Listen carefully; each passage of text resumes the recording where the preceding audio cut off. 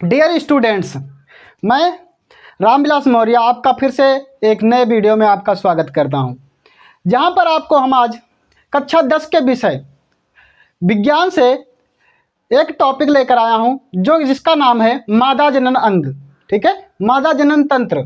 ठीक है, तो यहाँ पर मादा जनन अंगों के बारे में मादा जनन तंत्र के अंतर्गत पढ़ाने वाले हैं, जहाँ पर आपको हम सब कुछ क्लियर करके बताने वाले हैं।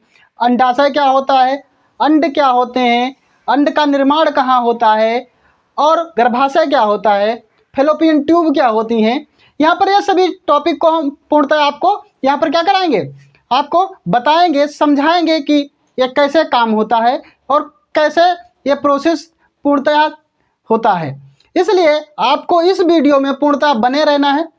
अगर आप इस वीडियो को देख रहे हैं और अभी तक चैनल को सब्सक्राइब नहीं किए हैं तो आप तुरंत इस चैनल को सब्सक्राइब कर लें, क्योंकि यहाँ पर आपके लिए बहुत उपयोगी कुछ वीडियोस आते रहते हैं, जहाँ पर आप इनको देखकर अपनी परीक्षा को सफल बना सकते हैं, जहाँ पर आप अच्छे से अच्छे अंक प्राप्त कर सकते हैं। अगर हमारे सभी वीडियो आप अच्छी तरह से देखना चाहते हैं तो आप इसे तुरंत सब्सक्राइब कर लें और नोटिफिकेशन को ऑन कर दें, जिससे आपके हमारे वीडियो डालते ही आपको सबसे पहले नोटिफिकेशन पहुंचे और आप उसे तुरंत वॉच करें। ठीक है, अगर और बिना इस वीडियो को स्किप किए हुए देखें। ठीक है, तो समझ आ गया है वीडियो। अब देखते हैं, शुरू करते हैं। सबसे पहले देखते हैं एक गर्भाशय कुछ इस प्रकार का चित्र होता है। गर्भाशय का कुछ इस प्रकार से क्या होता है, चित्र होता है, जहां पर इन भागों को हम कहते हैं अंडाशय। क्या बोलते हैं बच्चों? अंडाशय। अंग्रेजी में बोलते हैं ओवरी। क्या बोलते हैं? ओवरी। समझ आ गई? इसको बोलते हैं अंडाशय। यहाँ पर अंडाशय मतलब अंड का आशय। अंड का आशय मतलब वहां से अंड निर्माण होता है। ठीक है, समझ आ गई ये बातें? अंडाशय। फिर इसके बाद आता है देखो फैलोपियन ट्यूब। क्या आता है? Fallopian tube. क्या है बच्चों? फैलोपियन ट्यूब, जिसको हम कहते हैं अंडवाहिनी। क्या बोलते हैं बच्चों? अंडवाहिनी। इंग्लिश में हम फैलोपियन ट्यूब और हिंदी में अंडवाहिनी बोलते हैं। ठीक है, क्लियर है बात? आगे देखो, इधर भी क्या है, इसके दो भाग होते हैं। ठीक है, अंडाशय, और इसे हम क्या कर सकते हैं, इसके दो भाग होते हैं, एक इधर अंडाशय होता है, एक इधर अंडाशय होता है। तो दो अंडाशय होते हैं बच्चों। ये भी अंडाशय है। क्या है? अंडाशय है यहाँ। ठीक है, इसको भी बोलते हैं ओवरी। क्या बोलेंगे? क्लियर सी बात है, जब ये अंडाशय है तो ये ओवरी होगा। ठीक है, चलो इसे देखो, ये है फैलोपियन ट्यूब, ये भी है फैलोपियन ट्यूब। क्या है? ट्यूब। क्लियर? हाँ, ठीक है, फैलोपियन ट्यूब, सॉरी ट्यूब। ठीक है, फैलोपियन ट्यूब है। ठीक है, ये है गर्भाशय। ये क्या है बच्चों? ये जो बीच का बड़ा सा चौड़ा सा भाग दिखाई दे रहा है, ये उल्टी नाशपाती की तरह दिखाई दे रहा है, इसको कहते हैं हम गर्भाशय। क्या कहते हैं? गर्भाशय। हाँ, यहीं पर बच्चे का होता है, विकसित होता है। यहीं पर बच्चा का होता है, पूर्णतः विकसित होता है। ठीक है, तो इस प्रोसेस को हम पूर्णतः समझने वाले हैं कि अंडाणु क्या होते हैं और कहाँ पर निर्माण होते हैं। महिलाओं में अंडाणु का निर्माण होता है, इसी प्रकार से पुरुषों में किसका? स्पर्म का निर्माण होता है। काय का निर्माण होता है? स्पर्म का निर्माण होता है। ठीक है, तो स्पर्म और अंडाणु मिलकर क्या करते हैं? जायगोट बनाते हैं, और जायगोट बनने से क्या होता है? जायगोट धीरे धीरे क्या होता है? मरूला में बदलता है, मरूला ब्लेस्टुला में बदलता है, ब्लेस्टुला, और ब्लेस्टुला क्या होता है? ठीक है, गैस्टुला में बदलकर गर्भाशय का निर्माण, गर्भाशय में गर्भ का निर्माण कर देता है, जिसमें क्या होते हैं? बच्चे के पैर निकलने लगते हैं और आंखें और सभी शरीर का अंग बनने होते हैं और बन जाते हैं, पूर्णतः बच्चा तैयार होता है। ठीक है, तो इस तरह से ये वीडियो था। अब यहाँ पर और अभी इसे आपको समझाने वाले हैं। चलो देखो, तो पहले क्या होगा? अंडाशय में अंड का निर्माण होगा। क्या होगा बच्चों? सर्वप्रथम अंडाशय में, ये है अंडाशय। क्या है? अंडाशय। यहाँ पर अंडाशय में अंड का निर्माण हो रहा, क्या होगा? अंड का निर्माण होगा, ओवम बनेगा। क्या बनेगा? ओवम। क्या बनेगा बच्चों? ओवम बनेगा। ठीक है, ओवम बनने के बाद यहाँ पर भी ओवम बनते हैं। ठीक है, क्या बनते हैं? ओवम। ठीक है। ओवम बनने के बाद क्या होता है, ये ओवम जो थोड़ा सिरक कर कहाँ पर चले जाते हैं, यहाँ पर फैलोपियन ट्यूब में चले जाते हैं। जाहिर सी बात है कि यहाँ पर जब ये ओवम क्या होते हैं, सिरक कर थोड़ा कहाँ चले जाते हैं, फैलोपियन ट्यूब में चले जाएंगे। ठीक है, तो क्या होगा, ये यहाँ पर रुक जाते हैं, क्योंकि इनके पास ना तो कोई पुच्छ होती है, ना तो कोई चलने की इनके पास कोई व्यवस्था नहीं होती, मूव करने के लिए कोई भी सिस्टम नहीं होता है जिससे वो क्या करें, अंडाणु क्या हो सके, मूव कर सके। लेकिन क्या होता है, स्पर्म में क्या होता है, मूव करने के लिए एक टेल दी रहती है, पूंछ दी रहती है, जैसे मछलियों की पूंछ होती है उसी प्रकार से इसमें भी क्या होता है, स्पर्म में क्या होता है, पूंछ होती है। इसलिए ये स्पर्म क्या करते हैं, ऊपर को, साइड को, सब कहीं किधर को क्या कर सकते हैं, तैर सकते हैं, जा सकते हैं। ठीक है, तो सबसे पहले समझिए, स्पर्म जब कोई पुरुष महिला योनि, हाँ ठीक, जब कोई पुरुष और महिला क्या करेंगे, रिलेशंस बनाएंगे, क्या बनाएंगे बच्चों, रिलेशन बनाएंगे, सेक्स करेंगे। ठीक है, तो क्या होगा, वह क्या करेगा, जो पुरुष होता है ना, वो पुरुष क्या करेगा, यहाँ पर अपना जो सीसन है वहाँ पर इंजेक्ट करेगा, कहाँ पर, यहाँ पर योनि में, कहाँ पर, योनि में। ठीक है, योनि में सीसन को डालने से क्या होता है, यहाँ से शुक्राणु निकलेंगे, उसके क्या होंगे, उसके जो शुक्राणु निकलेंगे बाहर, शुक्राणु कहाँ निकलेंगे, बाहर निकलेंगे, और यहाँ से धीरे से योनि से होते हुए ग्रीवा के बीच से कहाँ पर पहुँचेंगे, गर्भाशय में पहुँचेंगे।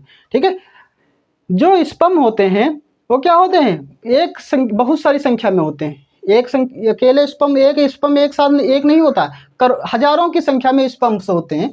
ठीक है, जो क्या करते हैं, यहाँ से रनिंग करते हैं, रन करते हैं, दौड़ लगाते हैं, क्या करते हैं, दौड़ लगाते हैं, और वे चाहते हैं कि हम सबसे पहले फर्टिलाइजेशन कर लें। ठीक है, हम क्या करें, फर्टिलाइजेशन करें। ठीक है, तो अंडाणु यहाँ बना है। ठीक है, अब ये क्या करेंगे, स्पर्म में एक रेस करेंगे, इस स्पर्म क्या होंगे, दौड़ेंगे, रन करेंगे, किसके लिए, निषेचन करने के लिए। काहे के लिए बच्चों, निषेचन करने के लिए।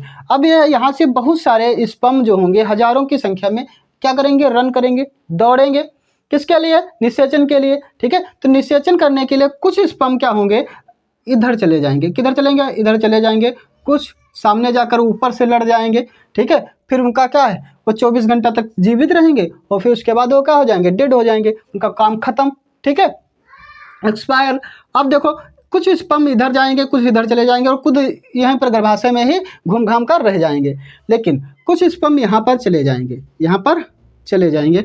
अब ये स्पर्म क्या करेगा, यहाँ पर जो सबसे पहले स्पर्म पहुँचेगा वो क्या करेगा, अंड के साथ मिलकर निषेचन कर लेगा। अंड के साथ मिलकर क्या करेगा बच्चों, तुरंत निषेचन कर लेगा। अब निषेचन जस्ट ही पूरा होगा, तुरंत क्या हो जाएगा, जो इसकी बाहरी कबर है, खोल है भैया, अंडाणु की जो बाहरी खोल है वो इतनी कठोर हो जाएगी कि दूसरे स्पर्म वहाँ पर इंजेक्ट नहीं हो सकते, वहाँ पर मिल नहीं सकते, वहाँ पर निषेचन नहीं कर सकते। निषेचन पूरा होने के बाद, ठीक है, अब देखो यहाँ पर निषेचन पूरा हो गया। निषेचन पूरा होने से तुरंत बाद क्या होगा, धीरे धीरे ये स्पर्म निषेचन पूरा होने से ये एक हफ्ते के अंदर धीरे धीरे ये क्या होगा, ये धीरे धीरे सरक कर किधर आएगा, इधर आएगा, इधर आएगा नहीं, इधर आएगा, क्या आएगा, इधर गर्भाशय की तरफ सरक आएगा, और सरक आकर क्या होगा, यहाँ पर क्या हो जाएगा, गर्भाधान हो जाएगा। क्या हो जाएगा बच्चों, गर्भाधान, इसे हम बोलते हैं गर्भाधान। यहाँ पर गर्भ में स्थित हो जाना गर्भाधान कहलाता है। क्या कहलाता है, गर्भाधान कहलाता है, गर्भ में स्थित हो जाएगा। ठीक है, गर्भ में स्थित हो जाने के बाद या क्या हो जाएगा, धीरे धीरे समय बीतने के साथ साथ या काहे में बदलेगा, या मेरुला में बदलेगा। काहे में बदलेगा, मेरुला में। फिर मेरुला से क्या भाई काहे में बदल जाएगा, ब्लेस्टुला में। काहे में भैया, ब्लेस्टुला में। और ब्लेस्टुला से धीरे धीरे क्या हो जाएगा, गैस्टुला में बदलेगा। गैस्टुला में से धीरे भ्रूण में बदल जाएगा। काहे में बदल जाएगा बच्चों, भ्रूण में बदल जाएगा। भ्रूण में बदलने से क्या होगा, धीरे धीरे उसके पैर, हाथ, ठीक है, सर बनना शुरू, पैर निकलना शुरू, ये सब इसी से प्रोसेस होते होते धीरे धीरे 9 महीने के बाद क्या हो जाएगा, यह पूर्णतः बच्चा विकसित हो जाएगा और माँ के शरीर से बाहर आएगा।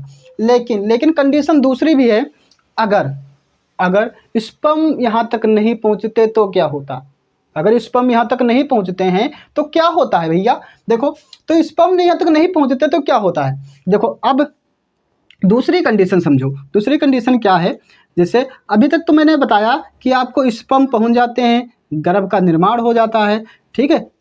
अब देखो दूसरी बात ये है कि यहाँ पर अगर 1 महीना होता है, ठीक है, तो 1 महीने में इधर स्पर्म क्या बनेंगे, ओवम बनेगा।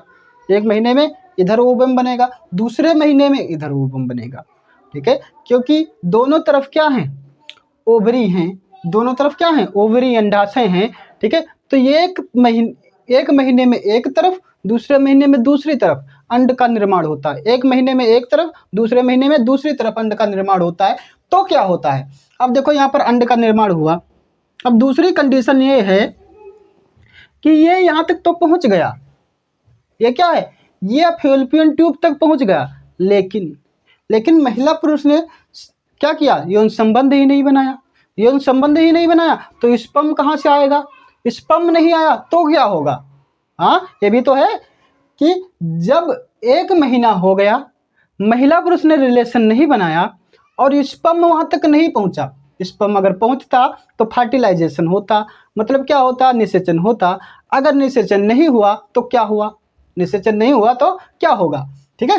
तो अब देखो, अब यहाँ से जब स्पर्म नहीं पहुँचेंगे तो ये क्या हो जाएगा, इसका जीवन काल 4 हफ्तों का होता है, मतलब 1 मंथ का, कितने महीने का, 4 हफ्तों का, 7 चौक 28 दिन का, 28 से 30 दिन का होता है, ठीक है। इसका जीवन काल कितना दिन का होता है, 28 से 30 दिन तक, ठीक है। तो ये क्या करेगा, यहाँ पर वेट करेगा, क्या करेगा, इंतजार करेगा, वेट करेगा, ठीक है। जब समय उसका पूरा हो जाएगा, मतलब 28 दिन तक का कोई वहाँ तक नहीं पहुँचता है, कोई शुक्राणु वहाँ तक नहीं पहुँचेगा, तो क्या हो जाएगा, ये भी क्या हो जाएगा, खराब हो जाएगा, डिस्ट्रॉय हो जाएगा, टूट जाएगा, बेकार जाएगा, ठीक है। और इस तरह से इधर का जो सर्किल था वो ख़त्म होगा, फिर इधर बनेगा, फिर क्या होगा, इधर क्या बनेगा, स्पर्म बनेगा, ठीक है।